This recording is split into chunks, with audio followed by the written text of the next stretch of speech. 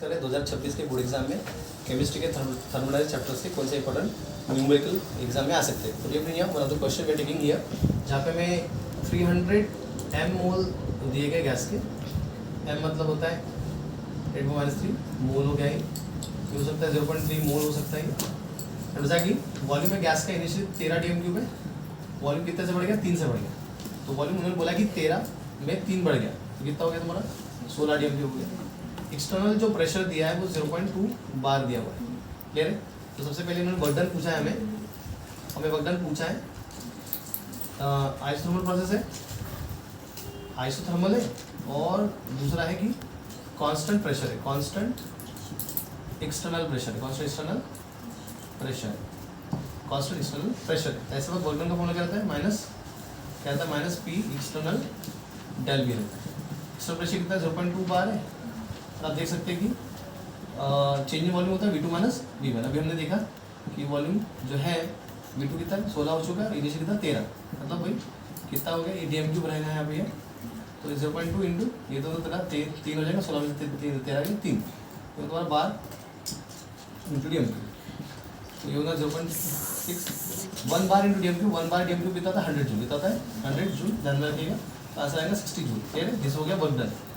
Work done कब, जब isothermal process हो, कांस्टेंट एक्सटर्नल प्रेशर हो, क्लियर है। अब नंबर 2 उन्होंने बोला है वर्क डन निकालना है आपको काय में। अब जो वर्क डन इन्होंने निकालने के लिए बोला है वो है आइसोथर्मल रिवर्सिबल, आइसोथर्मल रिवर्सिबल।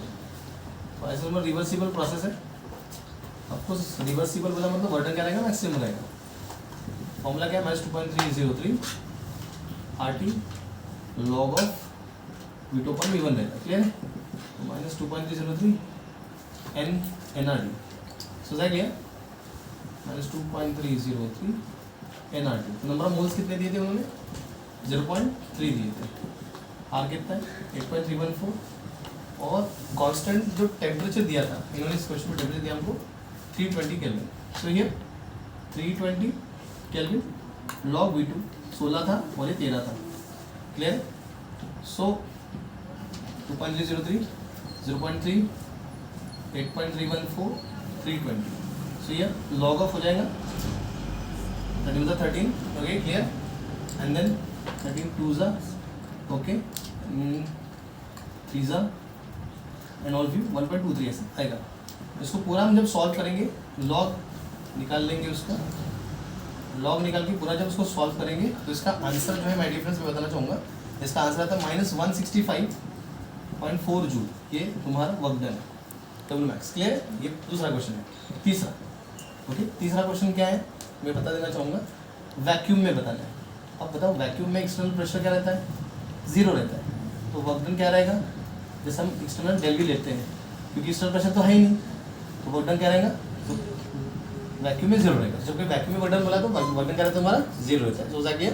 तो उसको फ्री एक्सपेंशन बोलते हैं।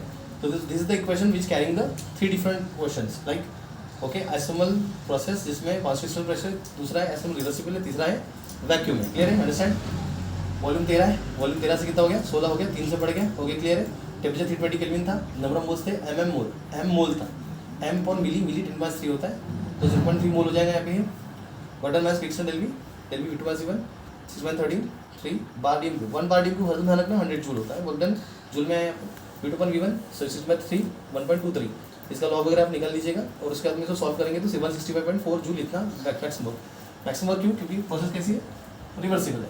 तो वैक्यूम एक्सटर्नल प्रेशर 0 होता है, मतलब वर्क डन क्या रहता है तुम्हारा पे 0। ओके फ्रेंड्स, सो एक तो तीनों है ना, तो तीनों में से कोई एक भी पूछा सकता है यार, अब वो तीनों भी एग्जाम में पूछ जा सकते हैं। सॉल्व ऑफ यू हियर, तीनों एक साथ पूछे जा सकते हैं in one single question. Solve you, this all about the from the thermodynamics. Okay, thank you.